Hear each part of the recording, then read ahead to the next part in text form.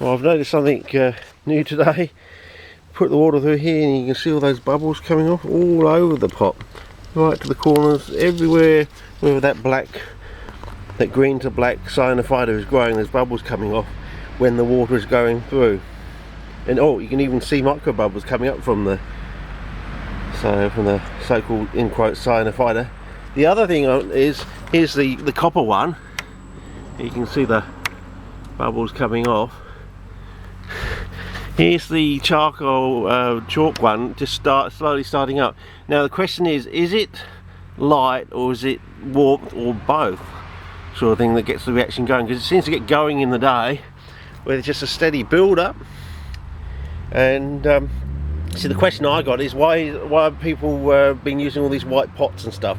We've been drip fed the story that it's because, you know, certain CPs need their roots cool, like Darlington and things like that, and then sort of fly traps don't like it too hot and all that thing, and talking about 28 degrees and all that sort of stuff.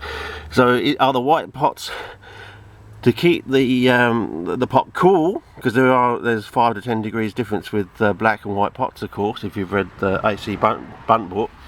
But also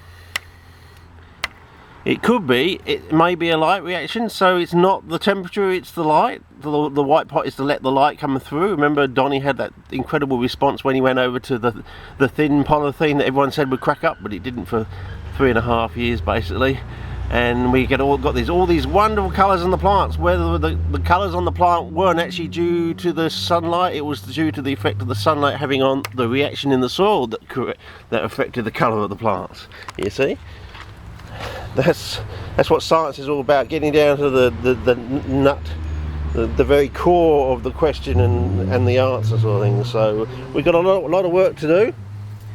But I've got to think about how to design an experiment for this. You know, do I cover this with tin foil to keep the light out, but it will still let it warm up?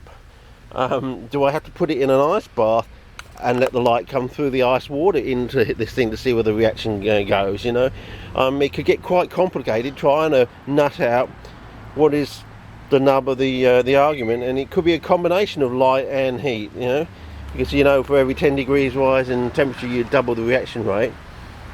So yeah, it's starting to come up now, and they'll get more rapid as we get on to the day with more sunlight and warmth. But it's I wouldn't even call it warm yet. This one slightly warm to the touch on the thing, but not really. No, it's still cold down there, down the base of it. So yeah, more work, more effort, but hopefully we're going to get to an answer, which means we're going to grow these buggers better. And we're going to know why they're growing better, and once you know why, you can always improve on it, and someone else can come up with something, you know, tweak a few variables, you know, get the ultimate size. You know, wouldn't it be nice to double the size of a standard capensis, so everyone in the world automatically grows it double its normal size that we've had for the last 30-50 years sort of thing, you know? So everyone starts off with a doubling of the size straight away, and other people with special greenhouses and tweaking variables and fertilizer and mild fertilizing and all that can improve on the already doubled size. Wouldn't that be a nice CP world to exist in? Wouldn't it be nice to go down the library and actually have a book you could pull out the library like I could have done in my childhood over in Western Australia? Maybe there could have been a book on the Bentley Library shelf that I could have pulled out, could have told me all the backstory and told me exactly why, and this is what you've got to use, and this is why you've got to use it, and things like that. But there never was a book on the shelf to say, you know, this is why they grow, and if you do this, it won't work because, if you do this, it works because. No one seems to use the word because these days, you know. So that's a big problem, I reckon. But anyway, more work to do, and hopefully you can slowly piece together the puzzle. What with the fluorescence of the water, you know, the reaction with the copper with the charcoal, which is quite unexpected, because I expect we'll probably have much more down there tonight as opposed to there, which is very negligible. You can see bits floating, but not much, not compared to this.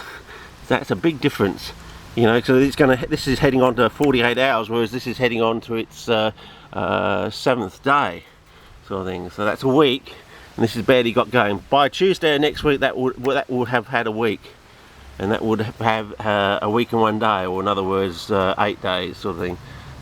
Yeah, so okay, over and out.